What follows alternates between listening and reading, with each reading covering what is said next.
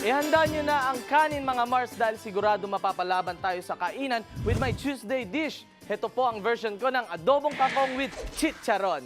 Kaya ngayon, nagpainit na ako dito ngayon ng mantika. Lalagyan na natin ng bawang. Oh, init. Yan. Siyempre, lutuin muna natin to. Kapag naging brown na yung bawang, lalagyan na natin ngayon yung suka at toyo. Kaya konti pa. Suka, toyo na.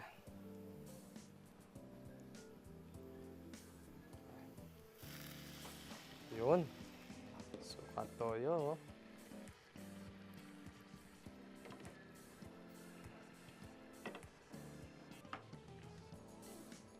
Yan. Haluin lang natin. Siyempre, niluluto pa rin yung bawang. Para magkalasa yung bawang, di ba? Para masarap yung ating adobo. Yan. Siyempre, lagyan natin ng konting water. And salt. Pampalasa. And siyempre, yung pepper. Siyempre, pag adobo, yung paminta, kailangan. Yan.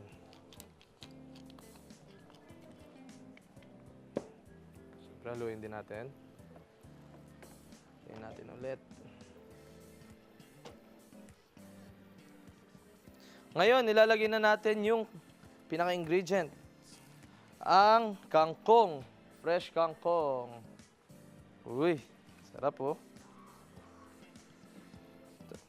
Na-experience nyo na bang makulong dahil lang sa pagbibenta ng kangkong? Yan ay kung nakatira ka sa Texas kung saan illegal daw magtanim at magbenta ng kangkong kung wala kang permit. Since 1990, nire-regulate nila ang pagpapatubo ng kangkong dahil harmful aquatic plant daw ito. So kung nasa Texas ka at gusto mong magsinigang, iba na lang muna ang iluto mo.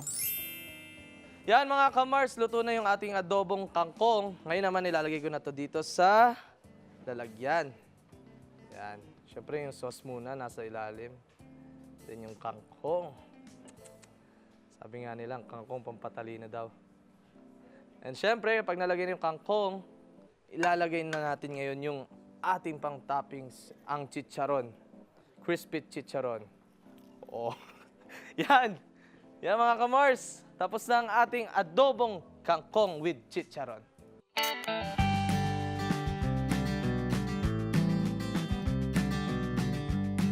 Mga Mars, kain na tayo.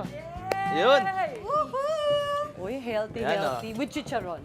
Oh, thank you, Yan. Pars. Mars? Mabango. Mars Camille.